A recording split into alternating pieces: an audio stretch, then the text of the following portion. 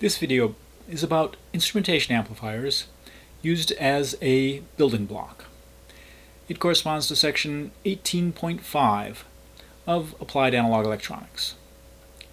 Now, the basic idea of an instrumentation amplifier is to take a differential signal. So that's a signal that is the difference in voltage between two wires, and only the difference matters. The common mode voltage, that is to say the average voltage of the two wires, is not carrying any information. It is simply noise. So we want to ignore the common mode voltage and amplify just the difference between the two wires to make our signal. Okay, so the output of the instrumentation amplifier is what's called a single-ended voltage. That is to say, it is a voltage with respect to some fixed voltage reference.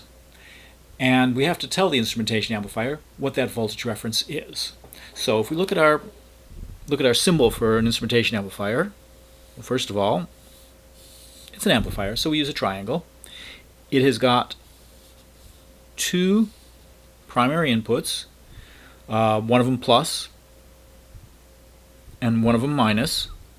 And we can give these names out here, VP and VM, for instance. And what we're interested in amplifying is VP minus VM. So that's our signal. Not the two wires separately, but just the difference between them. And we have to tell it what Vref is. And then we have an output.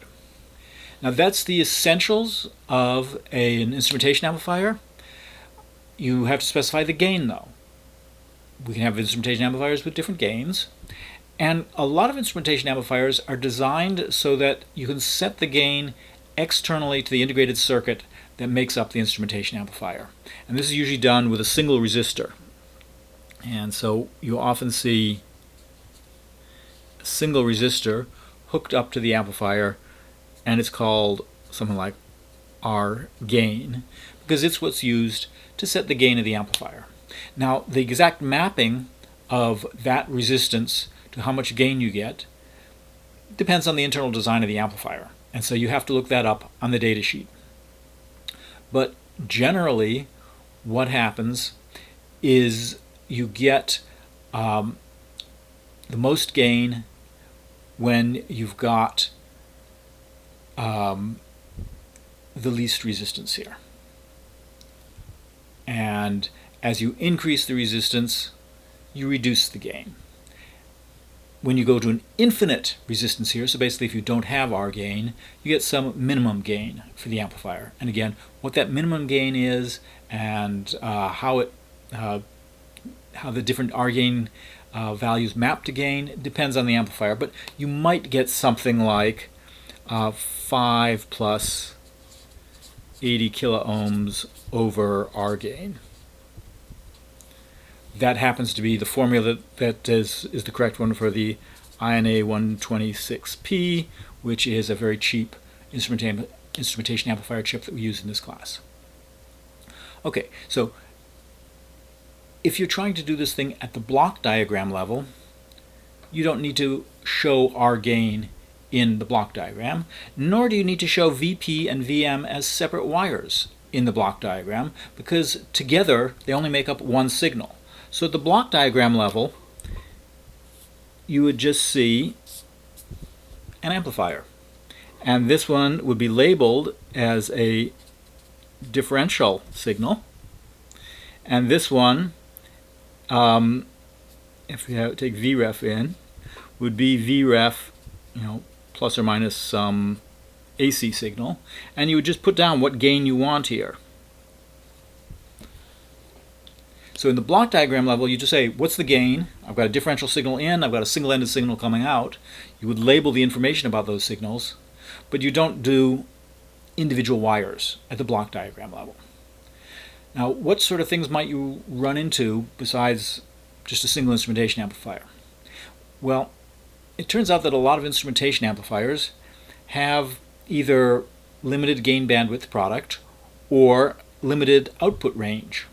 And so quite often, in order to get higher bandwidth or in order to get a wider output range than the instrumentation amplifier does, we will often do